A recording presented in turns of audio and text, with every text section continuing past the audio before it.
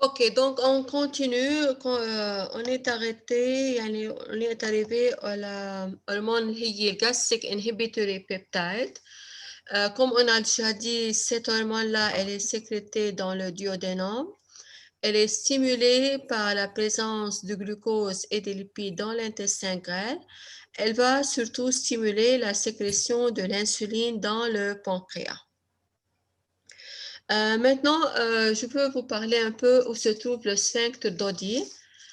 Ici, on trouve, c'est ici que vous voyez, c'est le sphincter d'Oddi. Ce sphincter d'Oddi, مثل ما بتعرفوا, le sphincter, c'est un muscle lisse qui permet la contraction et le relâchement donc d'une ouverture. L'ouverture, comme vous remarquez ici, c'est une ouverture vers le duodénum. Le sphincter d'Oddi مثل ما شايفين, il va donc إذا بدكم réunir deux canaux. Un canal qu'on appelle le canal cholédoque qui vient donc de la vésicule biliaire. فإذا هون عم نشوف c'est la vésicule biliaire, هون لازم يكون عندنا le foie. مثل ما بتعرفوا, le foie, il va stocker la bile dans la vésicule biliaire. Et la vésicule biliaire, elle va déverser donc la bile dans le canal cholédoque et celui-ci, il va donc acheminer la bile مثل ما شايفين vers le sphincter d'Oddi, là où il y a l'ouverture vers le duodénum. Le premier canal, c'était le canal cholédoque. Et le deuxième canal, c'est le conduit pancréatique. Le conduit pancréatique, il va acheminer donc le suc pancréatique qu'on va le voir plus tard, qui contient les enzymes et le bicarbonate du pancréas vers. Donc, je répète, لأنه كان الإنترنت instable.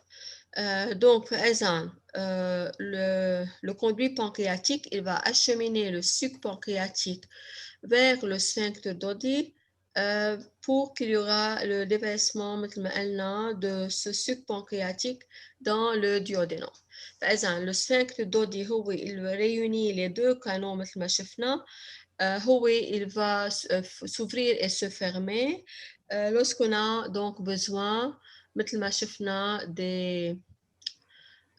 lorsqu'on a besoin donc de la bile et du suc pancréatique. سليم, شو سؤالك؟ سليم؟ Oui, docteur, كمان Oui. بسألك إنت بتشيل oui, بدك تعيد الناس اللي السؤال بتشيل لأنه عم الفيزيكيول بيقطش كيف بدها كتير. توصل البيل على الفوق على بليز جعيد الديودينام؟ السؤال. جعيد السؤال. الناس بتشيل الناس اللي بتشيل الفيزيكيول ايه ما سمعوا صوتي؟ ما سمعت السؤال لأنه عم بيقطش oui, كتير الناس الإنترنت. بتشيل هلا ما بعرف إذا الفيزيكيول من كيف بدها عندك ولا توصل من عندي. على خلاص صفرت. دكتور سليم كان بيسأل الناس اللي بتشيل فيزيكول بليار. ايه بليار وي كيف انه تعود نو كيف توصل البيل على الديودينام إذا شلت الفيزيكيول؟ ايه ما هون اوكي. إذا كانت انشالت الفيزيكول بليار دونك لابيل هي elle va rester dans le foie. يعني ما بقى في عنا مثل ما شفنا قبل إنه لابيل elle sera stockée entre les repas dans la vésicule biliaire. Donc, la bile, elle va être sécrétée directement du foie vers le duodénum. يعني دغري بتجي من الفوا vers le duodénum lors des repas. يعني ما بقى في عنا stockage. Il n'y aura plus stockage de la bile entre les repas.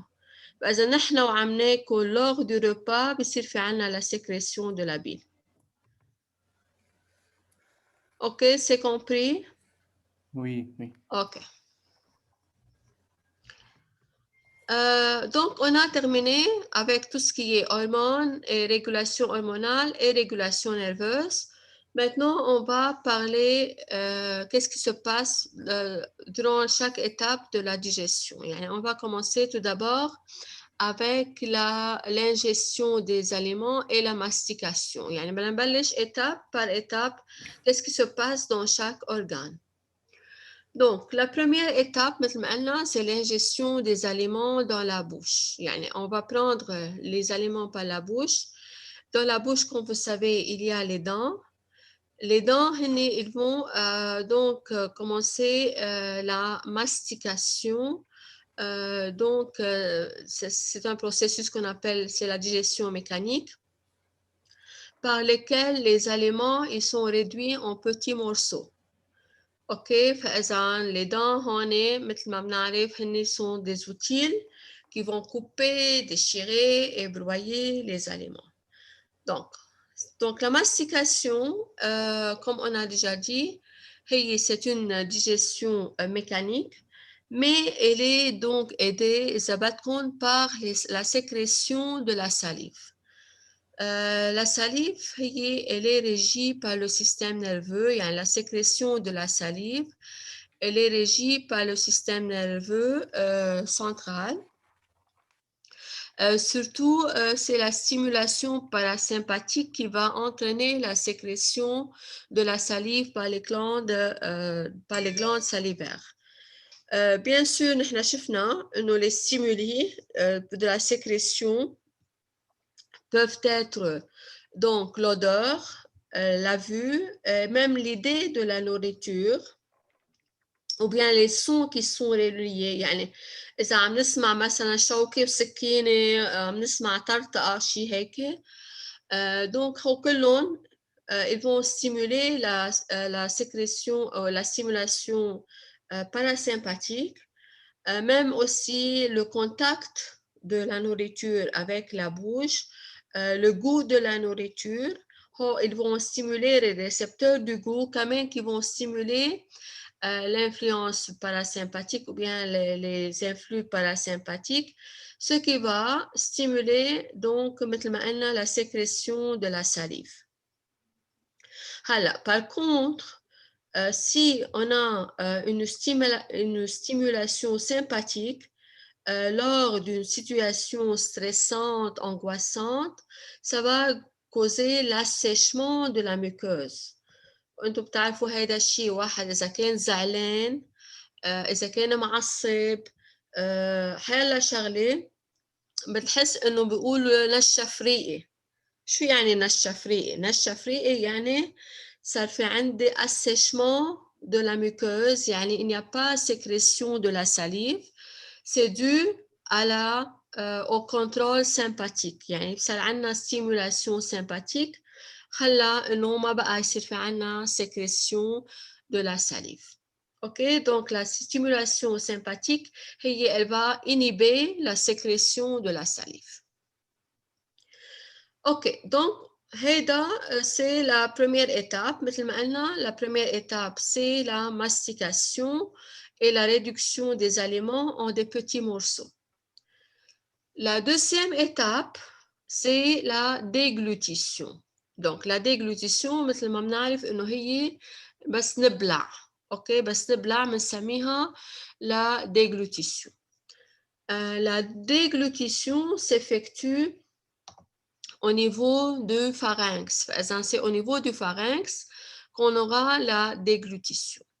Qu'est-ce que ça veut dire déglutition? Ça veut dire c'est le passage du bol alimentaire que vous voyez ici. C'est le bol alimentaire. C'est le passage du bol alimentaire vers l'œsophage. Le bol alimentaire, il va passer dans l'œsophage. Ici, on voit, c'est le palais mou. Le palais mou, ou bien, il s'appelle la luyette. La luyette, إذا نحن بنفتح تمنا كتير منيح. اوكي بنشوف على باخر التمنه شيء هيك نازل بنسميها لو باليمو او بيان لا لويت اللي هي كعبه هو الاوفول. اوكي بنسميه الاوفول. هيدا هو c'est le palémo. OK. فإذا هون عنا هيدا هو هون c'est le pharynx.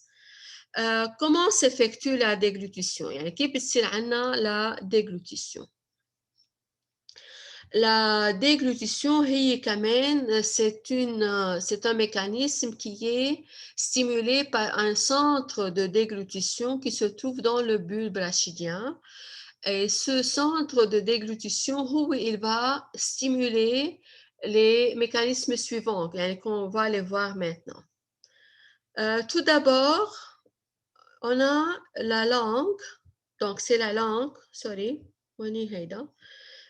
on a ici, c'est le bol alimentaire. Tout d'abord, c'est la langue qui va pousser le bol alimentaire vers l'arrière de la bouche. OK? Le bol alimentaire, il sera poussé vers l'arrière de la bouche. C'est le palémo. C'est le palémo. Le palémo que vous voyez ici, il va donc fermer les voies nasales. Par exemple, à la fois, c'est le palémo, la luyette quand même maintenant.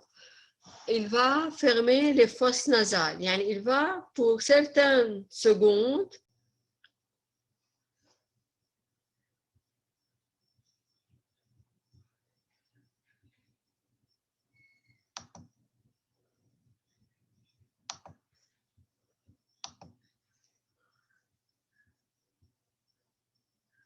اوكي سوري بس عم بيروحوا يجي الانترنت كتير ضعيف الانترنت رح ارجع اعيدها.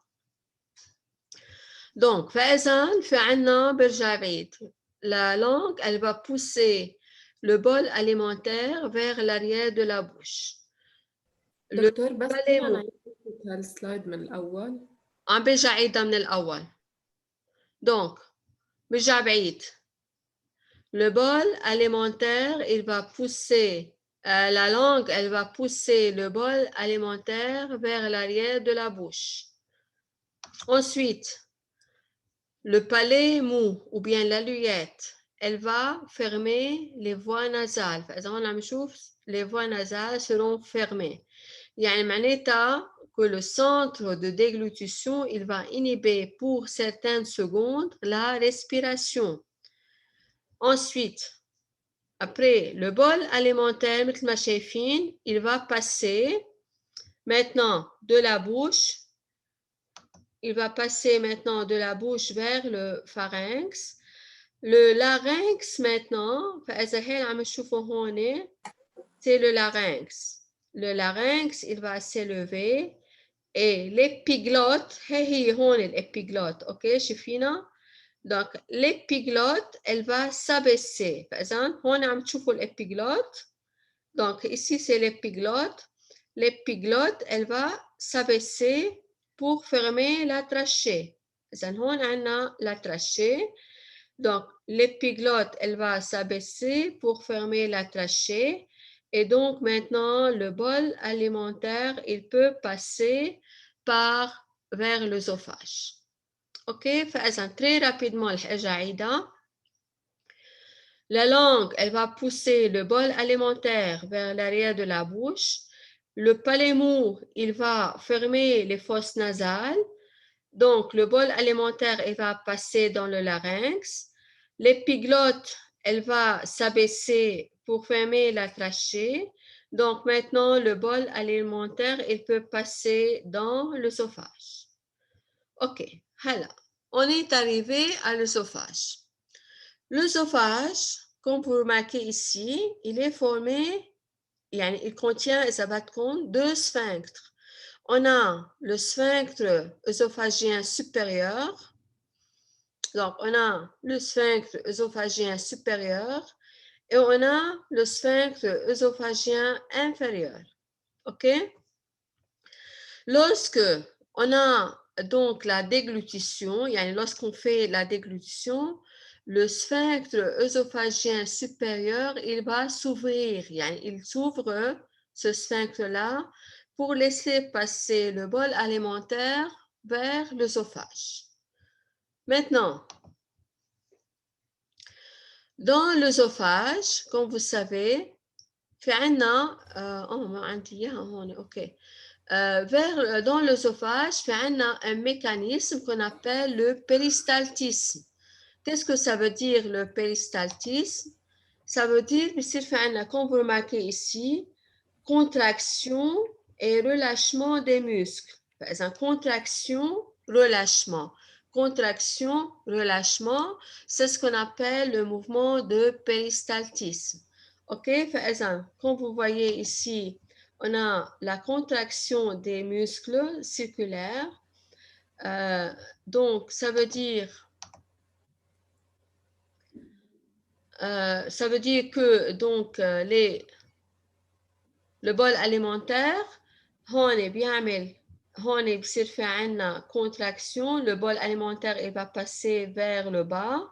هون là où il y a le bol alimentaire بيكون عنا relâchement, تحته في عنا contraction, بيصير في عنا relâchement, contraction, ainsi de suite jusqu'à l'arrivée au sphincter œsophagien inférieur. Donc maintenant, ça nous là.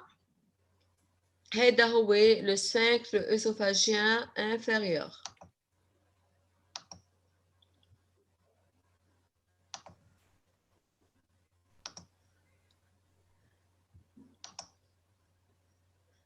OK. Maintenant, le sphincter œsophagien inférieur, lorsqu'il y a l'ouverture du sphincter œsophagien supérieur, en même temps, il y a l'ouverture du sphincter œsophagien, le sphincter œsophagien inférieur, il va s'ouvrir pour laisser passer le bol alimentaire vers l'estomac. OK? Maintenant, je veux parler d'une maladie qu'on appelle le reflux gastrique ou bien aussi qu'on appelle les brûlures d'estomac. Alors, qu'est-ce qui se passe dans ce cas-là? هون عم نرجع نشوف c'est l'estomac. إذا هيدا هو l'estomac. هون on a le sphincter œsophagien inférieur. Alors, dans des cas où on a par exemple une grossesse, le fœtus, il va, comme vous savez, exercer une pression sur la paroi abdominale, ce qui va aussi exercer une pression sur l'estomac. Par exemple, lorsque le fœtus exerce une pression sur l'estomac, le chyme ou bien ici maintenant on les appelle le chyme, il va revenir vers l'arrière, le sphincter œsophagien inférieur, il va s'ouvrir et il y a aussi un reflux qu'on appelle le reflux gastrique. Ça veut dire qu'il y a une petite partie du chyme qui va passer dans l'œsophage. هذا بنسميها مثل ما قلنا un reflux gastro-œsophagien ou bien aussi بصير في عنا بنسميها brûlure d'estomac لأنه بصير حنا مثل نوع من الحرقة. OK, بنحس بالحرقة. ليش؟ لأنه le chyme ici, il est acide, comme vous savez. Alors, aussi, dans d'autres cas, on peut sentir les brûlures d'estomac.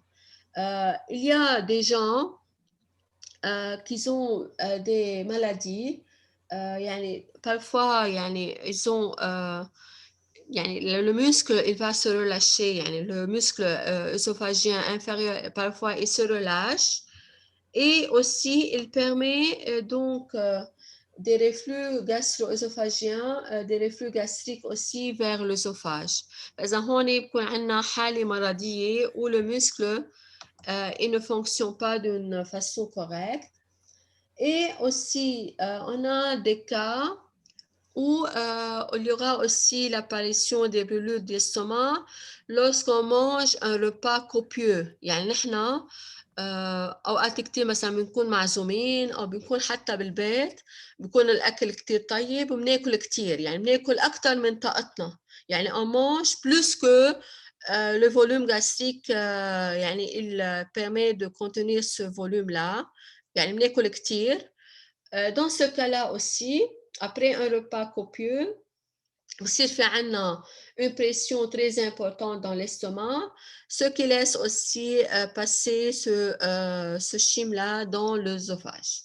كمان فإذا هون بصير في عنا مثل ما قلنا برولور بنسميها مثل ما قلنا برولور دو ستوما. اوكي c'est compris jusqu'à maintenant. دكتور Oui. بفكرة الرفلو باللو دوزيام كا حكيتي عن شي خاصه بالميوسكل بس كان عم بيقطش عندي ما كتير كانت الفكرة واضحة. اوكي في عندنا اشخاص في عندهم بصير مشاكل بالأوزوفاج، يعني هن او بيكونوا هيريديتير او في عندهم يعني انفلاماسيون دو موسكل، اوقات كتير بصير في انفلاماسيون دو موسكل ليس دو l'œsophage pour plusieurs raisons. يمكن يكون بكتيري، يمكن يكون حتى parfois ulcère. هون l'œsophage inférieur، le sphincter inférieur مثل ما بتعرفوا ما بيقعد يسكر مزبوط، يعني مثل كعدنه مثل الفالف مثل بالكار. اوكي دونك ما بيقعد يسكر مزبوط، بيصير عندهم على طول رفلو، يعني دائما الاكل اللي بيوصل للاستوما بضل يفوت بيرجع بيطلع على الأوزوفاج. هيدي كمان بنسميها البرولور ديستوما، يعني هون بدهم يرجعوا يشوفوا الحكيم يشوفوا شو بدهم يعملوا للمسكل. اوكي دونك هيدا مشكله بتصير اوقات كمان تري سوفون بتصير كرونيك عندهم، يعني المسكل بضل على طول مفتوح. اوكي Oui, merci. Ok, d'autres questions? Ok, si vous n'avez pas de questions, donc je vais m'arrêter là. La semaine prochaine, je continue avec l'estomac. فإذا الجمعة الجاية ببلش بالاستوما، donc ما رح بلش هلا بالاستوما لأنه c'est beaucoup plus يعني إذا بدكم أكثر فيه حكي أكثر شرح أكثر من autre chose. Ok, donc je m'arrête là et à la semaine prochaine. Merci, docteur. Merci. Merci. Bye, au revoir.